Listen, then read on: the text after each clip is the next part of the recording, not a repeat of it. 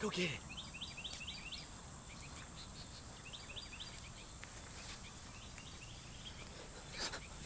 Hey everybody, Redbeard here with Z-Packs, and today I wanted to talk to you about reasons why you should never through hike the Appalachian Trail. I'm going to also talk to you about some reasons why you should through hike the Appalachian Trail. So a few years back, I pretty much decided to quit my entire life because really I was frustrated with where I was bored with life. I didn't like my job. I pretty much decided to take a pause or quit everything so that I could chase a dream of mine, which was to through hike the Appalachian Trail. So it took me about 7 months to complete, but it was definitely an adventure of a lifetime. The title of this video is Reasons Why You Should Never Through Hike the Appalachian Trail. So I'm going to give you a few reasons that might make you think twice. When I decided to through hike the Appalachian Trail, I had no idea how much my life was about to change. If you don't like change, and if you already like the way your life is,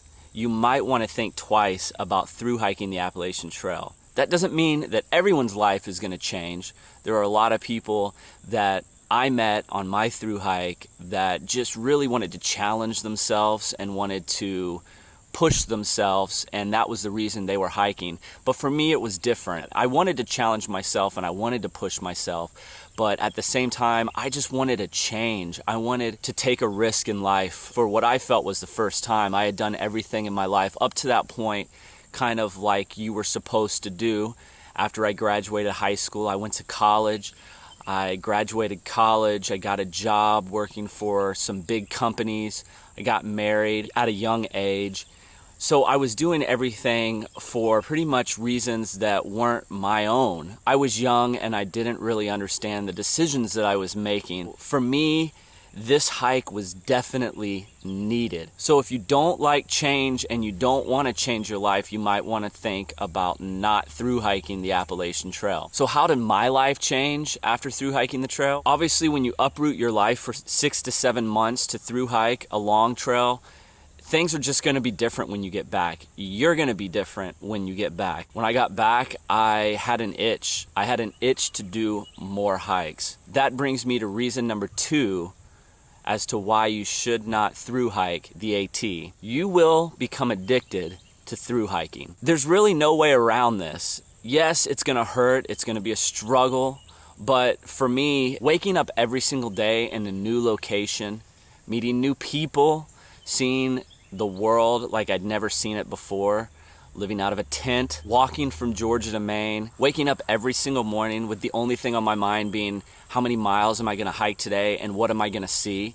Oh, and this is my dog Toby. Don't mind him. He might be chasing bugs or frogs in the background. But those reasons alone will definitely make you addicted to through hiking. And most likely when you get back from your journey up the eastern coast of the United States, you won't be able to get the thought of hiking out of your mind. So if you do not want to become addicted to through hiking, you might want to think twice about hiking the AT. So that pretty much covers my reasons why you should never through hike the AT. So now for some reasons why I think you should definitely through hike the AT. One of my favorite things about long distance hiking is how good of shape I get into while hiking long trails. Even if it's not a 2,000 mile trail like the AT, just doing a 200 mile trail like say the long trail will get you in such good shape. When I started the AT, I was right around 195 pounds. Now I did put on a little bit of weight on purpose because I knew I was gonna lose so much weight. Throughout the course of my hike on the AT, I got down to as low as 140 pounds. So I did find that I had to change what I was eating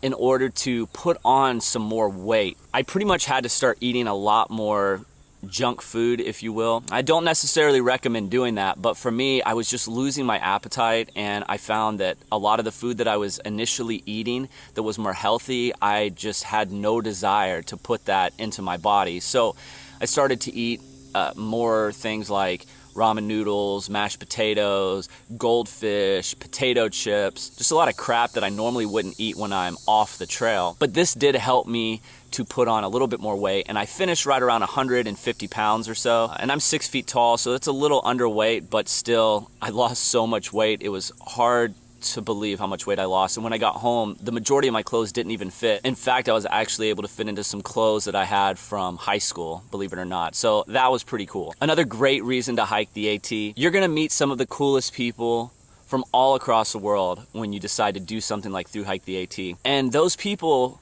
have come to the same decision in their life, that they want to do something so crazy like spend 6 months on a trail. So there's really a connection that's formed when you get out there and you meet these people. I still talk to a lot of the people that I through hike the AT with. In fact, some of them we still travel and go all around the world together on different trips, like my buddy Chair. You never know who you're gonna meet on the AT. In fact, when I did it in 2014, I hiked with a guy named Bismarck, who at the time I didn't even realize was wanted by the law. In fact, for like multiple felonies, white collar crimes, stealing from Pepsi. I met Bismarck and Hopper pretty much on day 1, day 2 of my hike. They started the same time, and they had through hiked the past 7 years in a row, and they were telling me how they had their life set up to where they had the summers off, and so every year they through hiked the AT, and they seemed like the nicest people. Now Hopper was, and she was blindsided as well. Bismarck turned out to be a felon on the run, and he ended up getting caught the following year at trail days. So you just really never know who you're gonna meet on the AT. That's kind of a